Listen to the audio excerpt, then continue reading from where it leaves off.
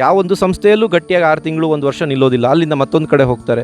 ಕಷ್ಟಪಡ್ಲಿಕ್ಕೆ ಯಾರೂ ತಯಾರಿಲ್ಲ. ಅದು ಸರ್ಕಾರಿ ಶಾಲೆ ಇರಲಿ ಅಥವಾ ಖಾಸಗಿ ಶಾಲೆ ಇರಲಿ, ಯಾವುದೇ ಇರಲಿ, ನಾವು ಏನು ಶಿಕ್ಷಣ ಕೊಡ್ತಾ ಇದ್ದೀವಿ ಅದು ಮೋರ್ ಇಂಪಾರ್ಟೆಂಟ್. ಮೌಲ್ಯಗಳ ಕೊರತೆ ನಮ್ಮಲ್ಲಿ ಕಾಣ್ತಾ ಇದೆ. ಮುಂಚೆ ಎಲ್ಲ ಮಾರಲ್ ಎಜುಕೇಷನ್ ಕ್ಲಾಸ್ ಅಂತ ಒಂದು ತರಗತಿ ಇರ್ತಿತ್ತು. ಇವತ್ತು ಅದರ ಕೊರತೆ ತುಂಬ ನಮ್ಮಲ್ಲಿ ಕಾಣ್ತಾ ಇದೆ.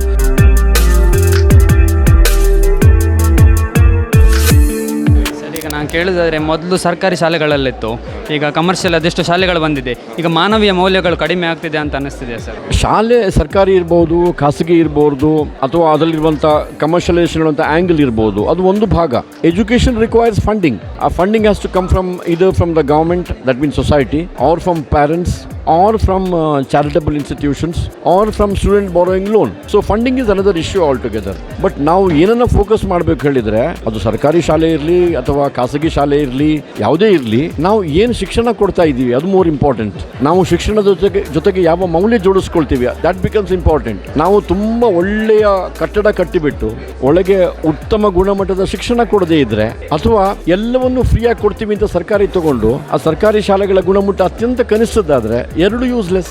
ಸೊ ಖರ್ಚು ವೆಚ್ಚ ಕಮರ್ಷಿಯಲೈಸೇಷನ್ಗಿಂತ ಹೆಚ್ಚು ಇಂಪಾರ್ಟೆಂಟ್ ಯಾವುದು ಹೇಳಿದರೆ, ಏನು ಕೊಡ್ತೇವೆ, ಕಂಟೆಂಟ್ ಏನಿದೆ, ಮಕ್ಕಳಿಗೆ ಏನು ಎಕ್ಸ್ಪೋಸ್ ಮಾಡಿ, ಯಾವುದಕ್ಕೆ ಎಕ್ಸ್ಪೋಸ್ ಮಾಡ್ತೀವಿ, ಮಕ್ಕಳಲ್ಲಿ ಹುದುಗಿರುವಂಥ ಅದ್ಭುತವಾದ ಪ್ರತಿಭೆಯನ್ನು ಹೊರಗೆ ತರಲಿಕ್ಕೆ ಏನು ಮಾಡ್ತಾ ಇದ್ದೀವಿ.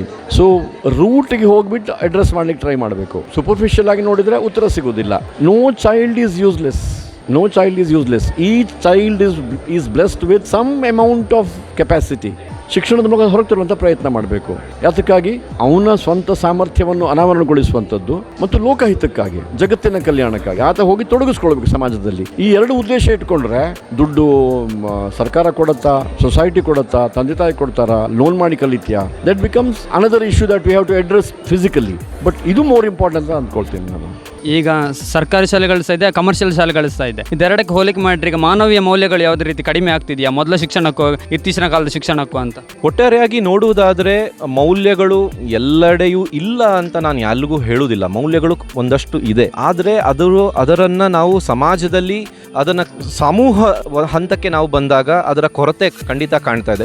ಉದಾಹರಣೆಗೆ ರಾಮಕೃಷ್ಣ ಮಿಷನ್ ಸ್ವಚ್ಛ ಮಂಗಳೂರು ಅಭಿಯಾನದವನ್ನು ನಾವು ಉದಾಹರಣೆಗೆ ತೆಗೆದುಕೊಂಡ್ರೆ ಅದು ಒಂದು ರೀತಿಯ ಮೌಲ್ಯವೇ. ಈಗ ಸ್ವಚ್ಛತೆ ಯಾರಿಗೆ ಬೇಡ? ಪ್ರತಿಯೊಬ್ಬರಿಗೂ ಸ್ವಚ್ಛತೆ ಬೇಕೇ ಬೇಕು. ಆದರೆ ಸ್ವಚ್ಛತೆಯನ್ನು ನೀನು ಮನೆಯ ಹಂತದಲ್ಲಿ ಕಸವನ್ನು ವಿಂಗಡಿಸು ಅಂತ ಹೇಳಿದ್ರೆ ಅದಾಗ್ತಾ ಇಲ್ಲ. ಹಾಗಂತ ಹೇಳಿ ಆಗೋದೇ ಇಲ್ವಾ? ಖಂಡಿತ ಸಾಧ್ಯ ಇದೆ. ಅದಕ್ಕೆ ನಾವು ಪ್ರಯತ್ನ ನಿರಂತರವಾಗಿ ಮಾಡಲೇಬೇಕು. ಅದೇ ರೀತಿ ಎಲ್ಲಾ ರೀತಿಯ ಮೌಲ್ಯಗಳು, ಉದಾಹರಣೆಗೆ ತ್ಯಾಗ, ಉದಾಹರಣೆಗೆ ಸೇವೆ, ಈ ರೀತಿಯ ಮೌಲ್ಯಗಳನ್ನ ನಾವು ಖಂಡಿತವಾಗಿಯೂ ಬಿತ್ತಲಿಕ್ಕೆ ಸಾಧ್ಯ ಆಗುತ್ತೆ.